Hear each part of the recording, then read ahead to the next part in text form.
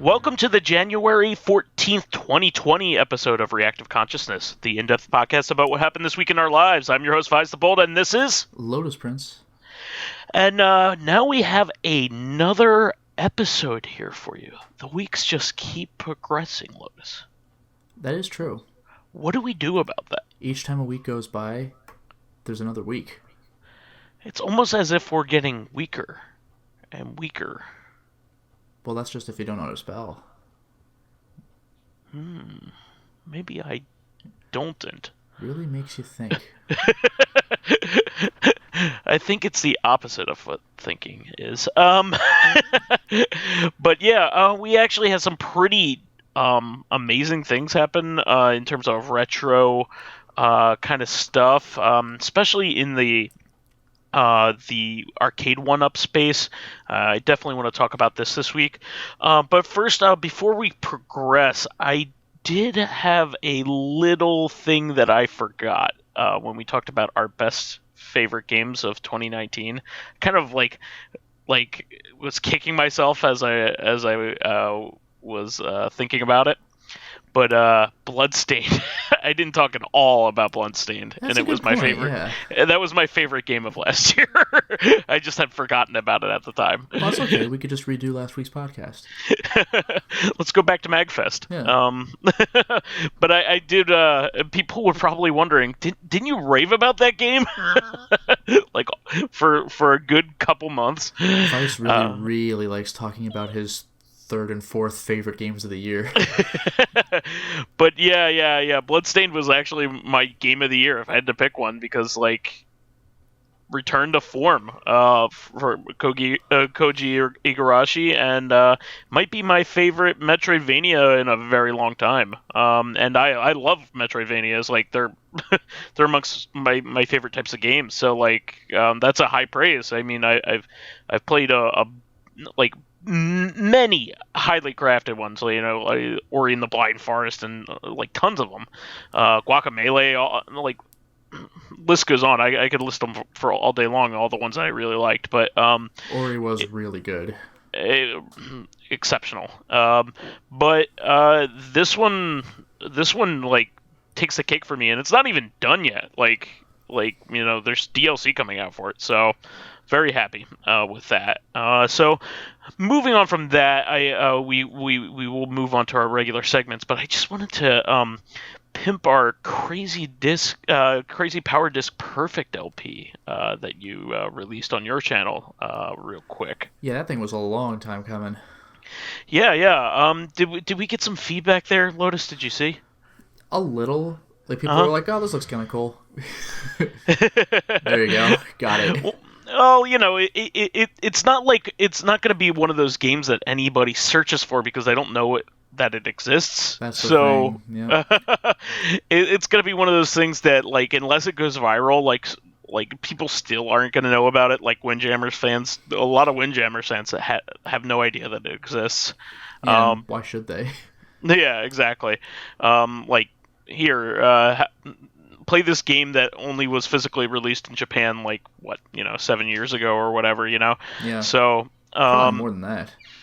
Maybe. But it's excellent. And you could see us do a tour through the different characters and what they do, and us fumble around and boost around like we don't know what we're doing. But like we don't know what we're doing.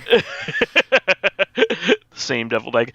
But I really enjoy playing those types of games, and it's really one of those perfect games that you could just play for hours on end with the right group of people. So and it is a very good party game. Yeah, I perfectly intend on playing that more in the future, even when Windjammers 2 is around, just to mix it up, Just make sure you play Windjammers 1 first so you understand the lore. The deep lore. The dog running minigame, deep legend of dog running and of bowling with power discs. But yeah, Exceptional Azoff would approve, I would assume. So Exceptional Azoff has very high standards too. Absolutely. So, moving on from that, there have been a number of like prototypes and like other info like uncovered from like around the 16-bit era of games, and I kind of just wanted to like go over that because like there's just been a wealth of like interesting stuff found lately. So one of them is that there was evidence of a Game Boy printer color in the works. That's pretty wild. I can tell you exactly why it doesn't exist because it would have been a terrible idea. Well, are you kidding me? The Silent Hill play novel lets you use the Game Boy printer. I want to see color images of whatever the hell you can print when you beat it. Well, bullshit.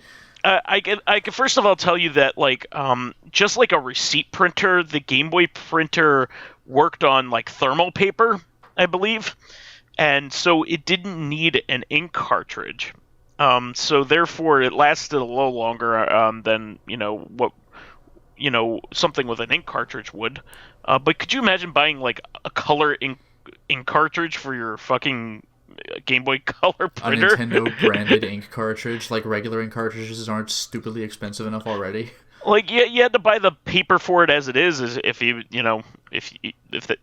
wanted to keep printing stuff on that. I can't imagine that it was much of a gimmick that lasted very long to begin with for most kids. I know that they sold extra rolls of Game Boy printer paper. They sure did. But like, did anyone ever buy that? How much shit were you using the Game Boy printer for? Yeah, I mean... You print your Pokemon completion certificate. You futz around with the Game Boy printer's own program. Okay, that was fun. That was like 3 pictures. Game Boy camera stuff. Yeah, that's what I was thinking, the Game Boy camera thing, yeah. Game Boy camera stuff, and like the Link's Awakening DX. I think that's... Oh, that's a good point. There were those. But those were like the 3 games that I know of that had prominent Game Boy printer stuff. I'm sure there was other stuff other Silent than Hill that. Play Novel, Game Boy Advance. Do it. Game Boy Advance. The Silent Hill Play Novel, yeah. GBA. Weird, because... it's a visual novel Silent Hill game on the Game Boy Advance. Isn't that wild? Yeah, but like Game Boy printer came out for the Game Boy Color. That's really odd. But anyway. I'm reasonably sure... I'll have to look it up. I want to say it's GBA. I'm pretty sure it is. I'll check, but either way, like, I'm pretty sure it had Game Boy printer compatibility. I'll check real quick. Weird. But anyway, go right ahead. Well, no, I mean I just it's so funny. They found evidence of like hooks for it in like the Mario like paint like game for Mario yeah, GBA. for the okay. All right, well, whatever. I actually Jesus. have it. Oh, wow. Too bad I can't read Japanese. Learn it. Isn't it like the only thing worth learning Japanese for? Yeah, so I can watch an my obscure anime Silent and Hill. manga raw. It's perfect. But yeah, just like go in there. What's your impetus for learning this beautiful language? I wanted to find out what my waifu was saying to me. Yeah, I want to make sure the translators are doing it right. That is hilarious. I wanted to correct all the localization companies that have ruined my animus. Yes. That is precisely it. I believe you're localizing too much. You should just be translating. Keep the original format, please. There we go. But no subtext, please. No subtext. I want TL notes for everything that I might have questions about. TL notes. So I have to read 2 sets of subs. Oh, fuck. All according to Keikaku. TL note. Keikaku means plan. Just translate the fucking sentence the first time. How embarrassing the It's internet my favorite is. Meme translation thing. The internet. Oh my god. I'm not going to translate all of it, so I can add a TL note where I translate the rest of it. Thanks. Shonen doesn't mean young man, it means boy.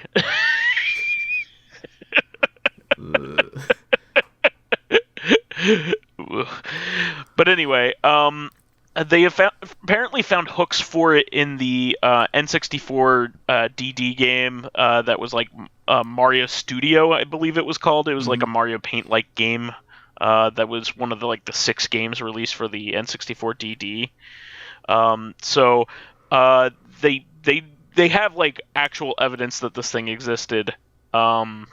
It just never got released for good reason. I mean, the original one wasn't super successful. I'm sure it sold decently for what it was, but like it's a gimmick thing. It really was. I mean, you were printing out. I'm assuming the main draw was the Game Boy camera, and even that,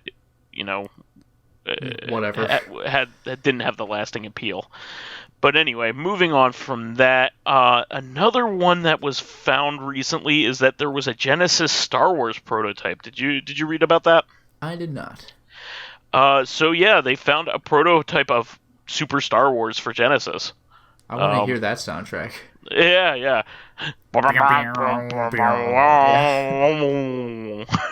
It sounds like rotten road rage, but yeah. Hidden Palace and the Cutting Room Floor apparently made it available. Like you could boot it up if you wanted to. Hidden Palace is just like relentless with these lately. Oh yeah.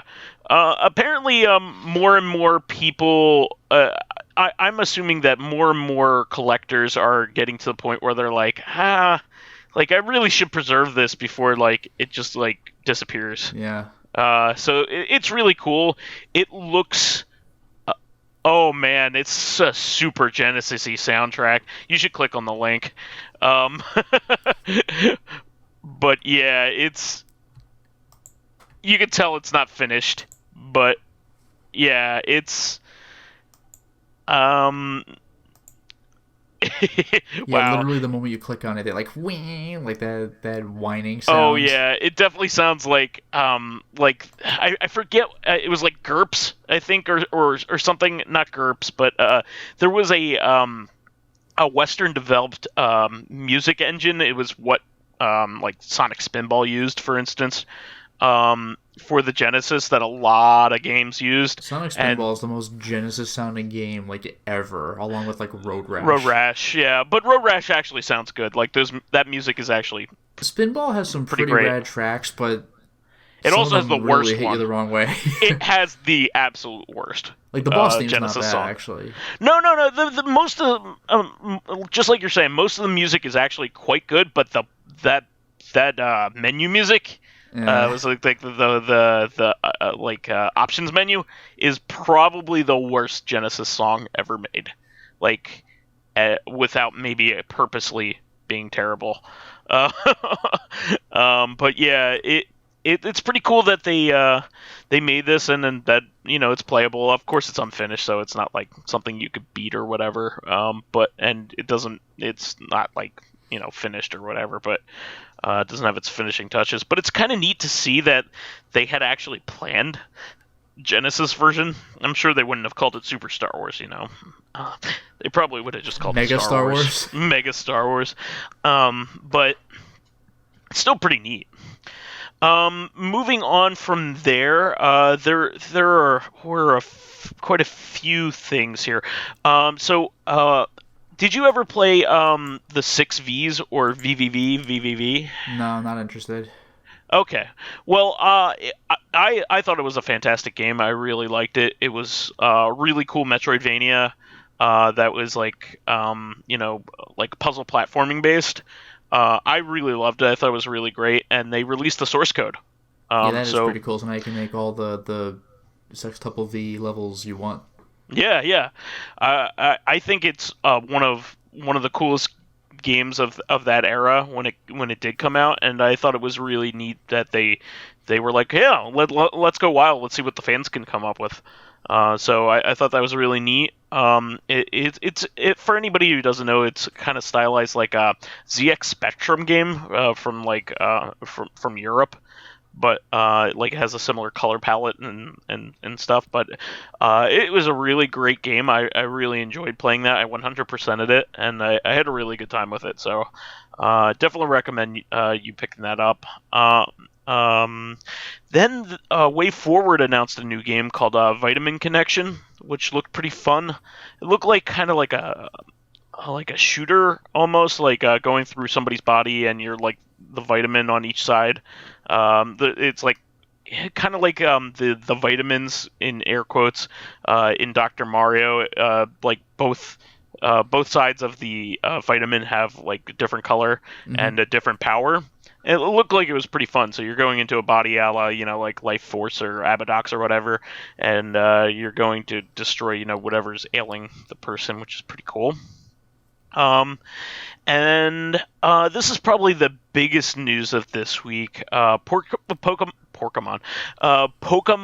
Sword and Shield are getting an expansion pass. Did you read up at all about this?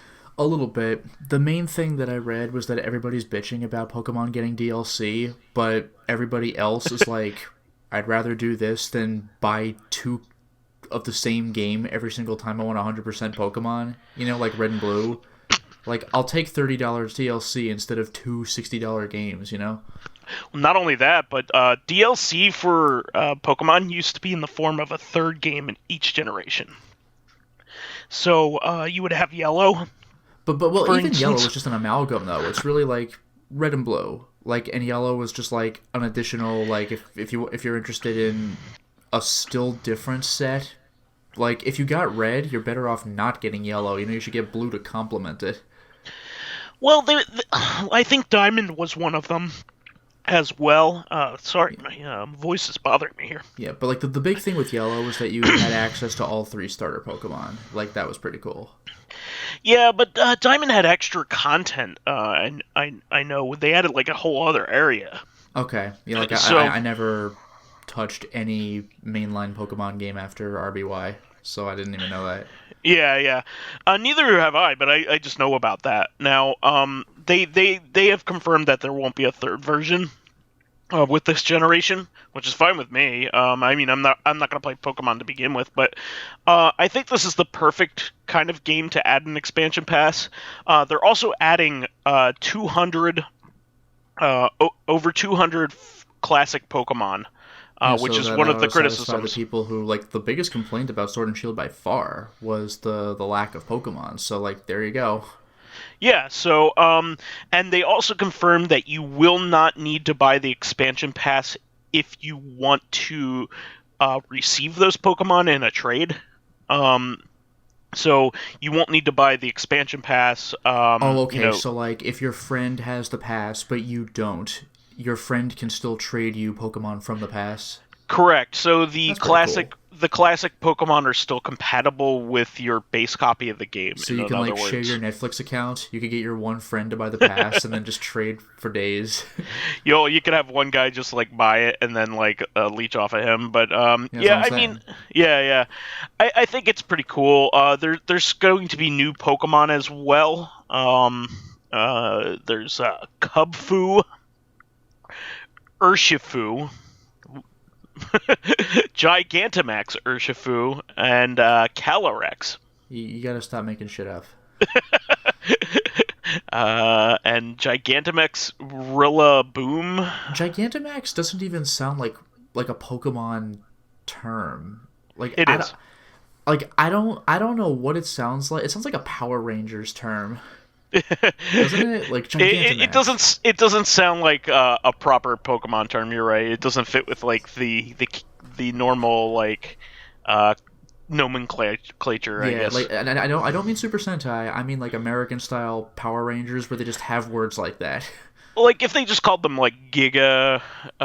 They already kind of, like, they have Mega Evolution. Do they have Giga already? This would be it. Giganta Giga is, whatever. Yeah, I suppose so. But Cinderace gets a Gigantamax. Inteleon gets a Gigantamax, and there's also going to be new content. The Isle of Armor and the Crown of Tundra. Oh, there you go. I was wondering if they would play with the sword shields. Like, what other accessories can you have? Like armor, there you go. Sure. And new characters and everything. So it looks like hefty content, and it's like $30, which I think it's pretty reasonable.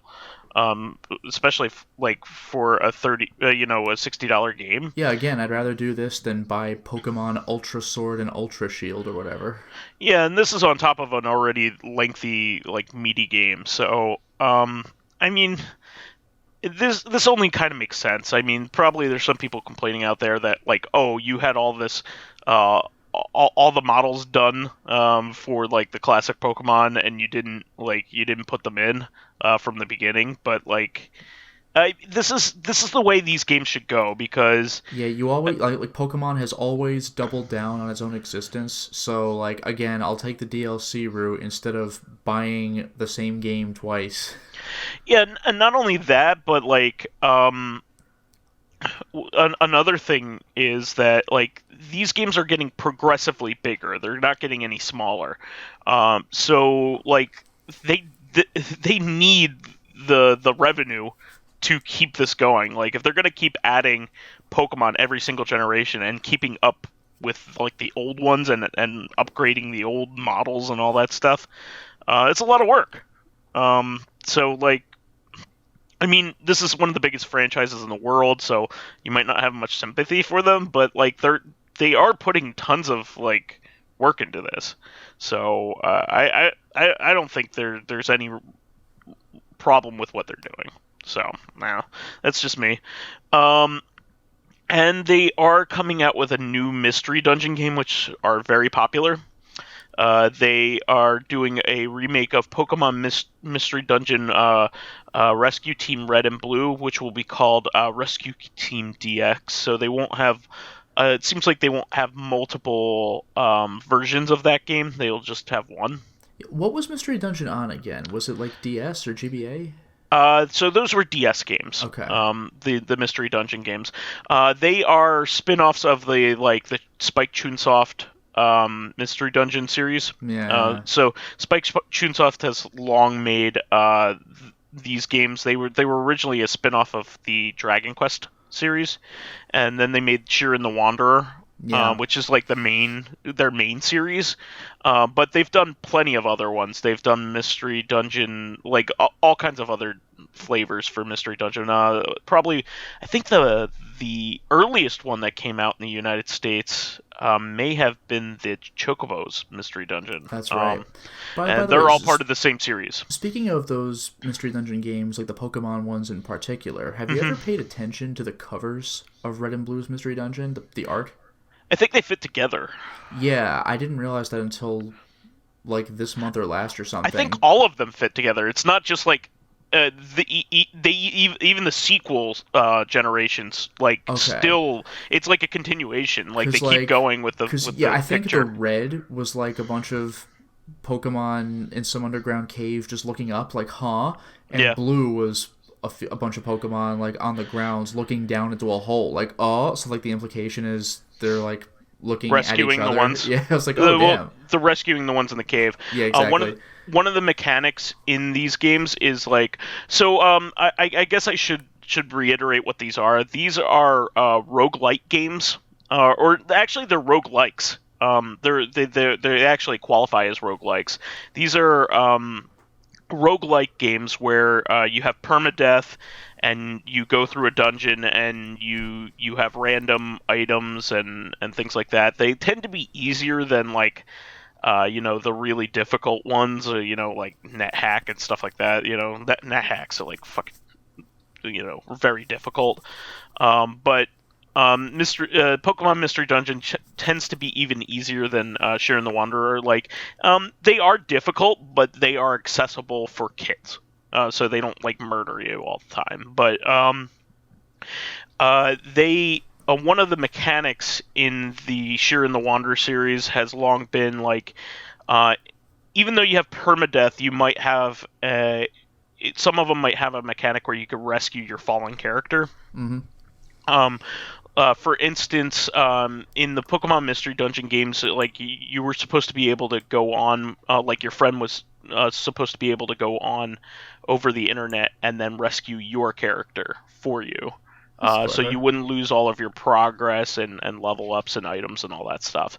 And they did the same thing with Shiren the Wanderer on the DS as well. So uh, that is what the cover is referencing. So the ones on top are rescuing the ones on in the blue ones are rescuing the red ones, Yeah, which yeah, is yeah. pretty cool. Um, and also what's neat is the cover that they show is those pictures put together. Beautiful. Um, so it's really neat, and some people actually these are like the only Pokemon games they play, Yeah. and I could totally identify with that because like um I like a lot of Pokemon spin-off games, but I don't care about the mainline ones at all. Yeah, even the spin-off games, the only ones that I've played are Snap and Stadium on the N64. After that, I was out. I like Snap quite a bit. Yeah, Um, Snap was cool. I mean, like, if you know what to do though, it's very short.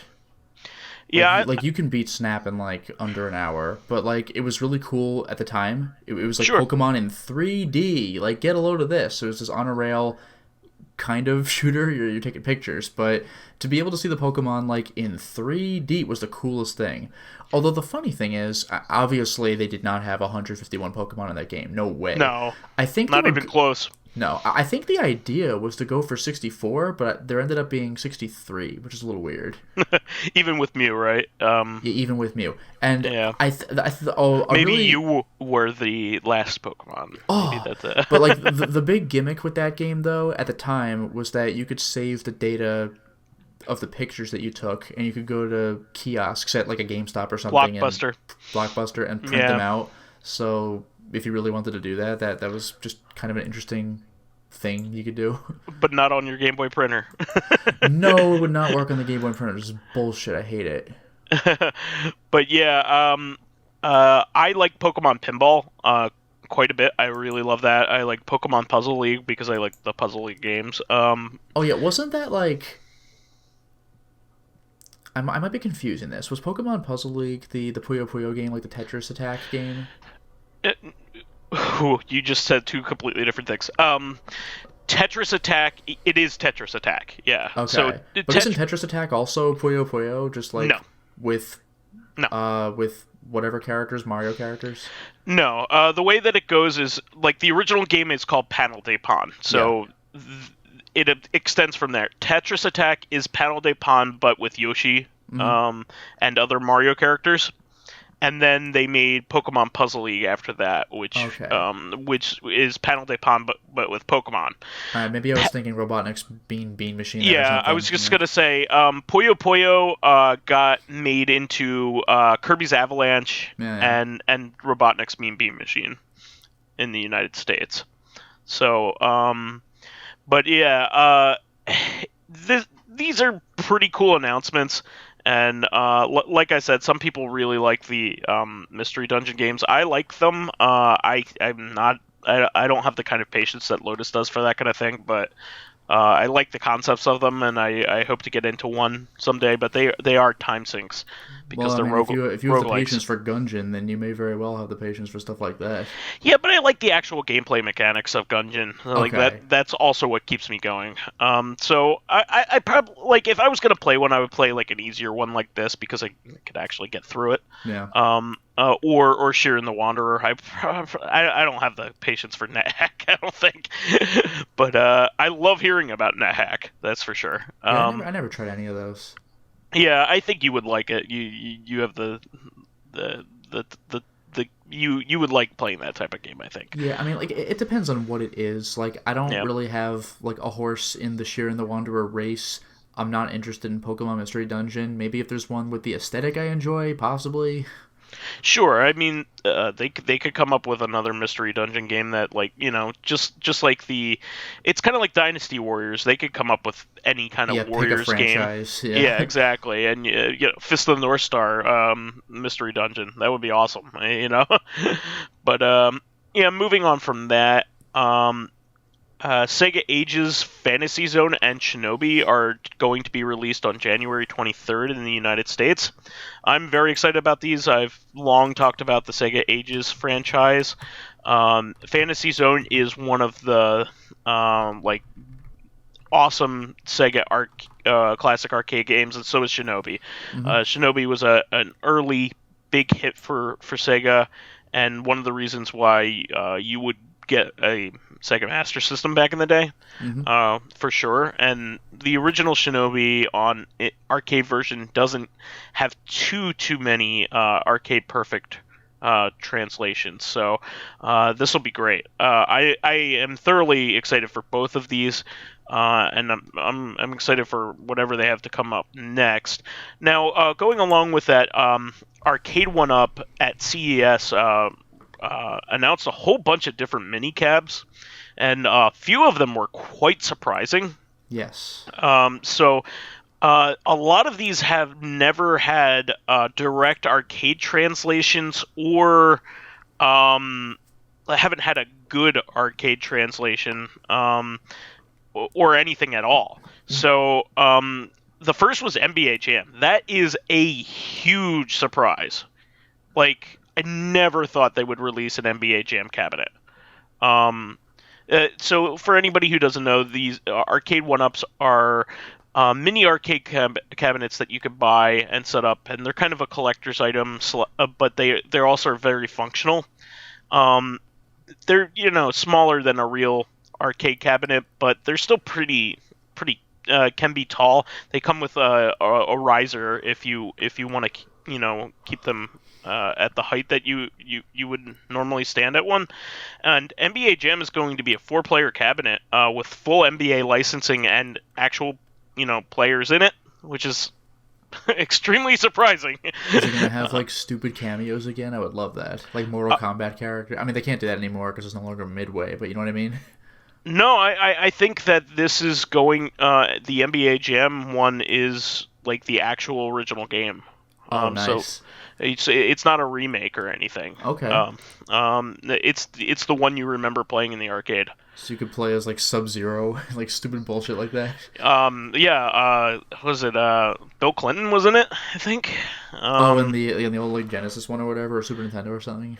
Yeah, yeah. No, that was the arcade version. It was in that too. Nice. Yeah. Um, you could play as Hillary Clinton too, I think. I don't remember Um, that. yeah, Like yeah. maybe I just remember Bill. I think like played the saxophone, which is kind of funny. Another really interesting thing. This also this is going to be NBA Jam Tournament Edition, so it's the second game. But it's really neat, and it also comes with one other game. It comes with NBA Hang Time, which is the sequel. Was that the 64 one? That might have been one of them. It's either NBA Hang Time or yeah, it's the one that came out around the same time as Blitz, I believe. So yeah, I think you're right.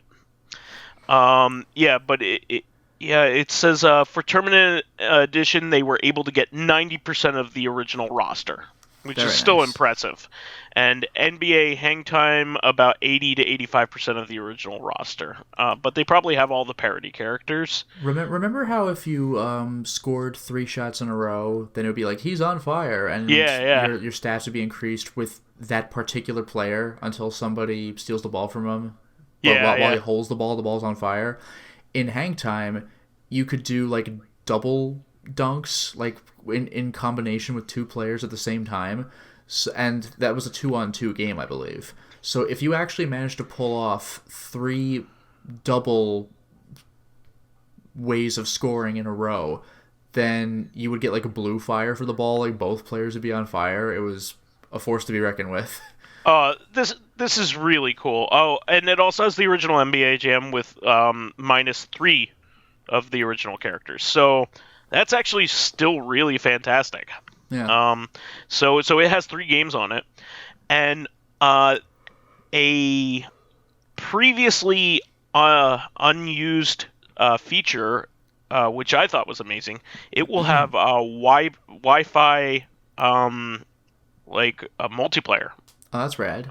Yeah, so not So everybody needs to buy like their own, like bring their own cabinet or whatever, do local multiplayer. no. It has 4 joysticks, but you'll be able to play like internet matches, Oh, that's cool. which is really, really neat.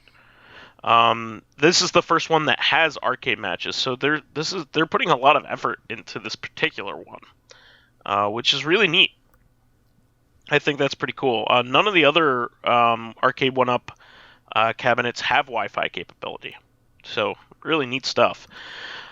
They also announced a whole bunch of other ones that are really exciting. Among them, a Sega one with Golden Axe Revenge of Death Adder on it. Yeah, I thought that game was dead. Like, the fact that it's ported... I mean, I wish it were ported to things that people could actually, like, have access to, but the fact that it's being ported at all is interesting. Yeah, this is on a 4-player cabinet as well. And it's coming with 3 other games. Shinobi, fantastic. Altered Beast, it's fun. It's a classic. Yeah. And Wrestle War, which is okay. But yeah, you would definitely get this for Death Adder and Shinobi. Yeah, and I believe in really Altered neat. Beast's case, the Genesis version has an extra level, just like Golden Axe 1. Yeah, I think it has an extra So the arcade like, one would mutation too. Well, yeah, kind of. The golden werewolf. It's just a Yeah. werewolf again, but gold. But yeah, the arcade release had 4 levels, so I guess it stopped when you had tiger form, I believe it was. Yeah, I mean, Altered Beast is fun, stupid fun, but like Golden Axe Revenge of Death Adder might be one of the best like That game's beat 'em so ups good. ever made of that era. It's really, really freaking good, and Those team throws, man. the characters are really cool. The animation's amazing, and it's just a really, really, really fun game. We have our playthrough on your channel, right? Oh yeah, we put that up years ago. We Yeah. did Golden Axe 1, 2, and 3, and Revenge of Death Adder. Yeah, so this is the second game for the arcade that never got a home release. So Oh, that's right. Yeah, the original Golden Axe was an arcade title. yeah. So I if I didn't know any better, like the thing with these one-up cabinets is that they're pretty cool collector pieces, but they don't have like super accurate emulation unless it's like the Star Wars one in particular. But like the rest of them have like okay emulation, and the joysticks aren't the best. If I would prefer having this on a compilation, just so I wouldn't need the space for it, Yeah. or just like buying it online. But I still think this is really cool. I'm like almost tempted, like for the right price, I might I might get a Death Adder cabinet. It's just really cool. There's also Asteroids and Pac-Man are coming out, and then there's a Data East one coming out with Burger Time, which is Data East's probably biggest classic. Yeah, that's probably one of their more just immediately accessible games. It's probably their most well-known. And Bad it's so Dudes. like, beautiful in its simplicity. Yeah, Bad Dudes Is is their an other big okay game. but it's more amusing just for like what it is. Like, I'm bad, like that whole thing. And being a bad enough dude to save the president and all you that. save the president and go out for a burger. That's like, yes. It also has Karate Champ on it, Lotus's favorite. I don't really have a horse in that race. Well, you clearly were not excited about Karate Champ when it came out on Switch. I mean, like, yeah, like there's a million games though. It's like, okay, that whatever. Well, Karate Champ was a very early one-on-one fighter. The NES version is god-awful and really terrible. That is where probably most of the criticism comes from, but the arcade version is a classic. So I wouldn't... that it's still pretty fun. And then Caveman Ninja, or Joe and Mac as it's known on like the SNES. So that's a fun game. Quite a fun game. And then there's a really nice Konami one coming out with Time Pilot on it, Time Pilot 84, which is the sequel, and Frogger, which I thought were pretty cool. And then they also revealed, this was like a big thing, that they're coming out with pinball tables, which is pretty awesome.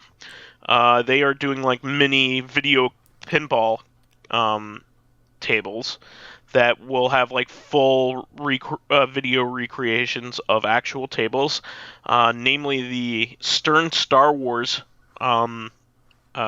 table and Attack on Mars by Bally Midway, or Williams. Like, it's all the same at this point. So I thought that was especially neat because, there are a lot of people that would like a pinball experience or a realistic one, and just don't want to have to put up with the maintenance of an actual pinball table.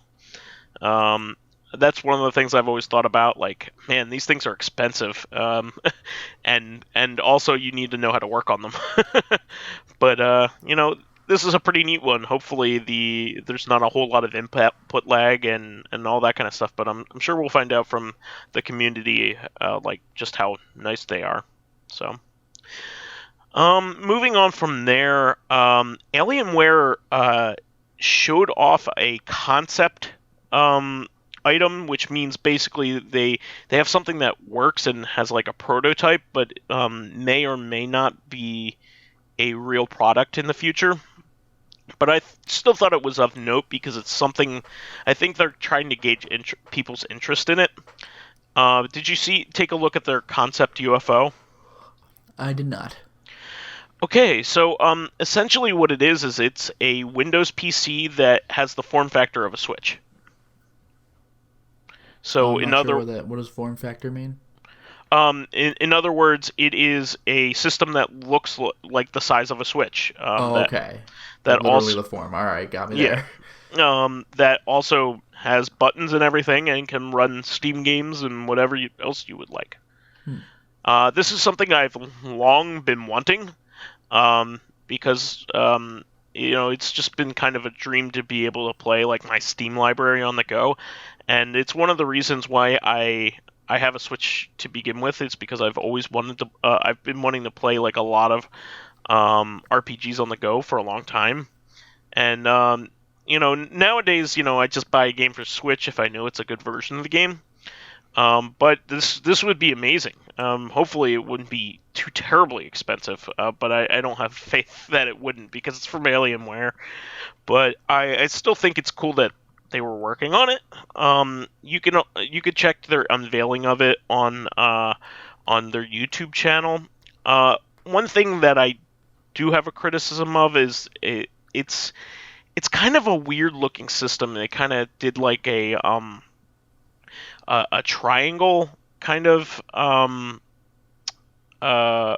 form factor with it, so it kind of like the screen is a rectangular one in like this triangle almost, like it's like a trapezoid. So it's kind of like I would prefer it just not have those angles on it, but otherwise it's a pretty cool, awesome concept, and I hope it does come to fruition in some way. Moving on from that, the Room VR is coming out this year. It's subtitled A Dark Matter, and apparently there is a VR blog called VR Focus, and it's on their most anticipated games of 2020. I definitely would recommend the Room if VR if it comes out for PSVR to you, Lotus. I think you would have a lot of fun with this game. Yeah, what I've seen of the Room games it has been quite entertaining. They're just a lot of fun, and you'll be sitting there for you'll be entertained for a while, just like futzing around with it and trying to figure out the puzzles. It's just a lot of fun. I definitely really recommend any of them. I think 1, 2, and 3 are on Steam, and all of them are on Android and iOS right now. They're all a lot of fun. I think the 4th one is called Old Sins. That they're mobile only at the moment, but I don't see why they wouldn't come to other consoles or other profiles. But this is going to be a brand new game that doesn't that will have VR mechanics, and it'll have its original content. It won't be like a translation of the old games, so that's good. There's also another thing here. Brain Trading actually came out in Japan, basically like a remake or a sequel of the DS game, which was a huge hit when it was on DS. This wasn't a game that I played a lot of, but I know it was a crossover success. A lot of people that don't normally play video games love Brain Training, and had a lot of fun with it. And I don't know if it's getting a Western release, but I don't see why it wouldn't, because it was a huge hit. So I could definitely see that coming out here. Another thing, this was actually pretty. It's not much of a surprise if you think about it, but there is going to be a Chinese version of the Switch, which is in co-development with Tencent, which is a big Chinese game company. They are unfortunately going to be region locking it. It is going to be the only region locked console in the world when it comes to Switch. Normally it wouldn't be that bad, but there is going to be an exclusive Chinese game for it, and it's going to be like a new Rabbids game. So, but I mean, it's probably going to be an okay game to begin with. So I'm not like too upset about it, but I just thought it was interesting that that China is ordering a region lock Switch, So I just think it was pretty interesting. Moving on from there, hopefully it doesn't bleed out and inspire other regions to go region locked. Moving on from that, Hyperkin announced the Retron Junior. Did you see this at all? Yeah, I just heard about it. So yeah, the Retron Junior is going to basically be a I guess a Super Game Boy, really. So apparently allows you to play Game Boy games on your big screen TV without like the use of a GameCube or anything like that. I think as much as this might seem cool, it's probably really nice for somebody who is entry level or something like that. But I think it most of the things that are put up by Hyperkin end up being very disappointing. So I'm more excited for the analog one that is coming out, the Analog Pocket, I think Pocket. The Analog Pocket. I'm much more excited for that because that's going to have a dock that allows you to play these games on TV, and it's going to be FPGA based, so it's going to have like super accurate representations of these games. I think this is cool for anybody who wants to play like their old Pokemon games and that kind of stuff, and just kind of wants a cheaper solution. It will allow you to attach it to an old TV with composite out or HDMI, but I just figured I'd mention it really quickly. I don't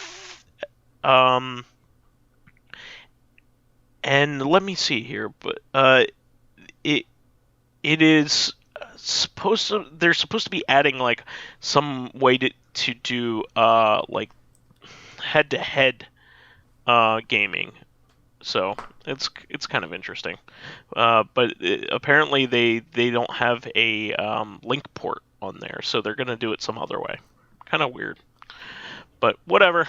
I just figured I'd talk about it for a little bit. Now, moving on from that, Doom 1 and 2 on PC got an update, which I thought was hilarious. So what's cool about this is they kind of did a source port of it, which is pretty neat. So for anybody who's been playing Doom 1 and 2 on like Steam, the way that it's been is that you kind of just get it with a DOSBox emulator, which is an okay way to play it. But to be honest, like the best way to play that is with like GZ Doom, which is a source port. Because it has all kinds of options on how to play the game and make it look good in modern day. Well, they added all kinds of things like 60 frames per second support. Um, they added aspect ratio options, quick saving, quick loading, level select, which is pretty neat. You don't need to put in the level code. Weapon carousel, which is pretty neat. You could just instead of cycling through every single weapon, you can press previous or next weapon to highlight the weapon that you want. So it's kind of like a UI feature, which is pretty neat. But this is on PC, right? Yeah, this is the PC version. Well, you don't need any kind of carousel. Like the weapons are bound to the number keys. Just press the key you want right now. Well, I think this is for like if you don't want to take your fingers off of the WASD, you can do the carousel with your mouse wheel, and then click on the one that you actually want once it's highlighted. Fair enough. So It's I'm a still used to minor. my own playstyle where You play it I old use school. the arrow keys with the right hand and I don't use the mouse at all. Yeah, I mean, I press the 4 key, when I want to use the chain gun or whatever. Exactly. Yeah. But like, it's another option, for maybe people that aren't used to this. I think it's more useful for somebody who's using a controller. Yeah, that makes way more sense. Yeah. So you don't have to cycle through every single gun. You could just go from, let's say a shotgun to a BFG, very quickly, by pressing it a couple times, like the shoulder button a couple times, and then highlighting it and selecting it. So I think that's mainly what it's for. Quick weapon select. So this is for D-pad. You can assign what weapon you want on which direction, which is nice. So it's essentially giving you the number pad, but for your controller. Brightness toggles, sound effects toggles, and a new HUD if you want it. Health graphics, things like that. Performance optimization. It's actually pretty nice. So it's pretty cool that they did this because GZ Doom is a fan thing. So like only the people that really know about this well, know how to install that kind of thing and know that it exists. So it's pretty cool that they're supporting like the official versions of the game. They are also including Sigil in the game for free now. So not only did they add it to the original versions of the games on console, they added it to PC officially. So that's pretty cool. Yeah, Sigil, I think, is like considered part of Doom canon now, which is also pretty entertaining. Yeah. It started off as a fan episode by the original creator, one of the original creators, and now they've just adopted it as an official episode, which is really cool. What is it, episode 5? So I suppose so. Yeah. Yeah, it is episode 5. So yeah, really, really cool. It works with all of the multiplayer features and all that kind of stuff. I should also, it's they've made all the final Doom add-ons available as well. And this is really, really cool. So I think this is only if you bought the Bethesda.net versions of these games. I don't think the Steam versions are getting these updates. So I'm sure they will in a day or two.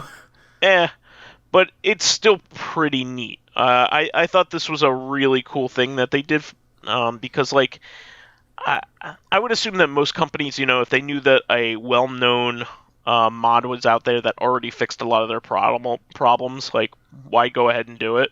But I think they're really trying to get people to play the original games again, because the new Doom's coming out, and that they want to get people excited. And it's nice that they're finally giving them an official good Doom treatment.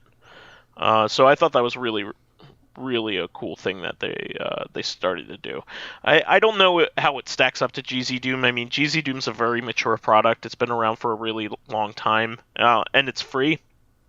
Like if you already own like the Doom games, you could use it there. But I still think it's a neat thing that they did there. And moving on, let me see. I think we have one more thing. Oh yeah, I just quickly wanted to mention this that a Virtual Boy game got a fan translation. SD That's Gundam. pretty amusing. So Finally. it's one of the very few Virtual Boy games that isn't in English yet.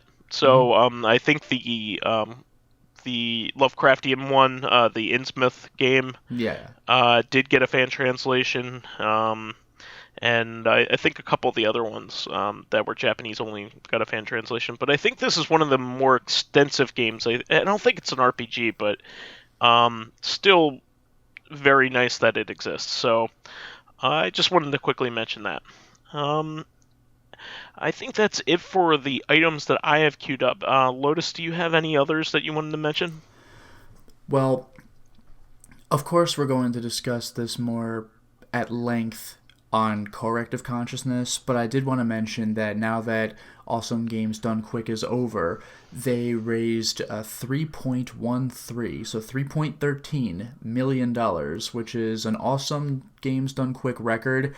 I'm not sure if that's their all-time best record, but it's certainly their all-time best AGDQ record. The only other time they broke 3 million was the most recent Summer Games Done Quick, so they're really nailing it. And this means, by the way, cool. This was the 10-year anniversary of Awesome Games Done Quick. So over all that time, they have raised over $25 million. What is the what are the main charities that they do this work for? Various cancer prevention stuff. I know in the past they've done Doctors Without Borders. This time it was I want to say CPF, the Cancer Prevention Foundation. I believe that's what it was. That's really cool. Yeah, so like very just I don't know, like just beneficial institutions. I was trying to find a better way of describing that, but there you go. I really think that that is they are one of the coolest organizations going. They have a lot of really cool content that they produce as a result of this, and it's a really cool event. I mean, I would even like to go to this convention sometime. I don't know about you. I'm sure you would. I would love to. It's not in the same place every time. So like you'll have to look for when it gets close to you, or look for where it is if you want to drive or fly out or whatever it is you want to do. This most recent one was in Orlando, Florida. And the next one, I forgot the name of the city or town, but the next one's going to be in Minnesota for the Summer Games Done Quick. Yeah, I think it would probably be more possible for you and I to do Summer Games Done Quick, only because of logistical kinds of things. It happens to pretty much always happen like right after MagFest, so like taking an extra week off would be really difficult for me. Yeah, the funny thing is for me, it would be better because I'm in education. I already have that extra week off. Yeah, no, I get that, but I would still like to go with you because I know you know a lot of like the people that you've been watching these for a long time, and you know what's up. Probably like, I actually forgot when I started watching. Like I know I've seen various like 2013 videos, but I think I might have started tuning in later than that and just watching the archives. But I've been watching live for a few years now, and it's so good every single time. And they've really you could see how they've evolved over time too. Like if you go back to their really old videos, they would just be in a little room with like 5 people in the background. Now, depending on the game being played, there's this whole crowd. They have this giant tech setup.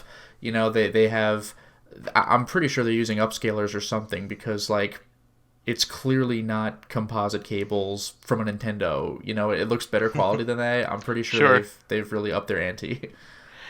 Well, I still think it's really great what they do, and it's really exciting, and everybody at the community tends to be like super super super positive. Like you don't really Yeah, in hear about any general. controversies coming out of it, and if you do, Well, it's there have been of like individual runners and stuff well, like that. Stuff has that's come up, but yeah. like for the most part, yeah, the community's been really great, and everybody who brings it up says that if you go to like either the Discord for the game I run or speedrunning Discords in general, the community seem to be really positive and welcoming, which is pretty great.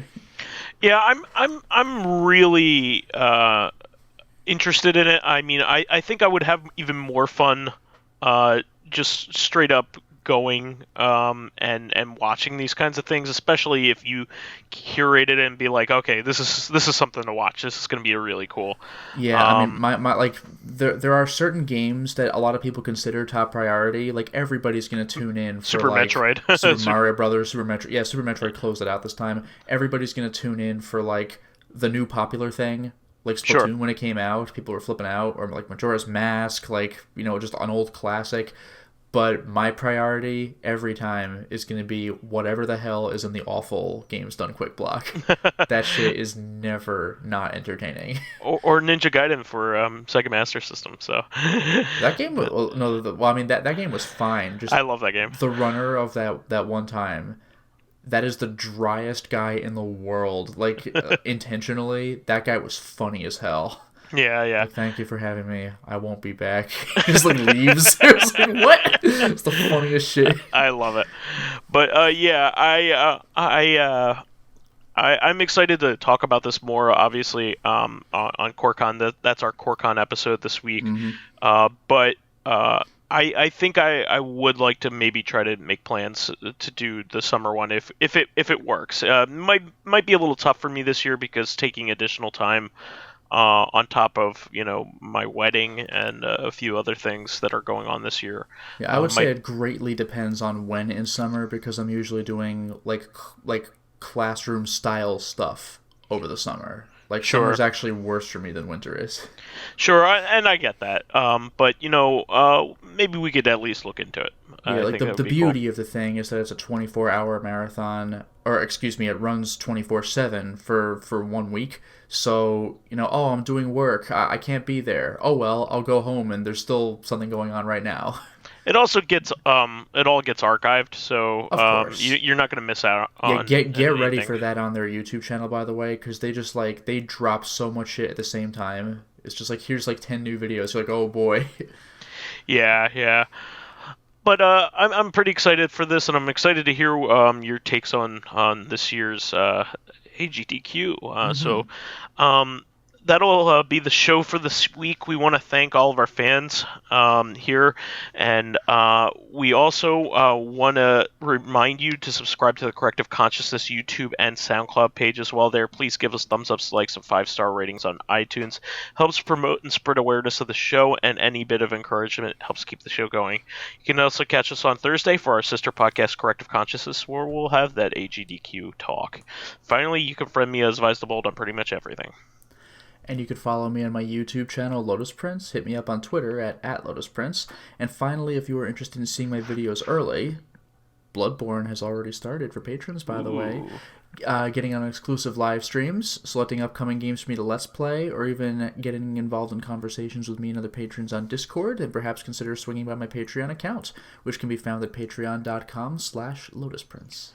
All right, everybody. We'll catch you on Thursday. See you then. Until next time, everyone.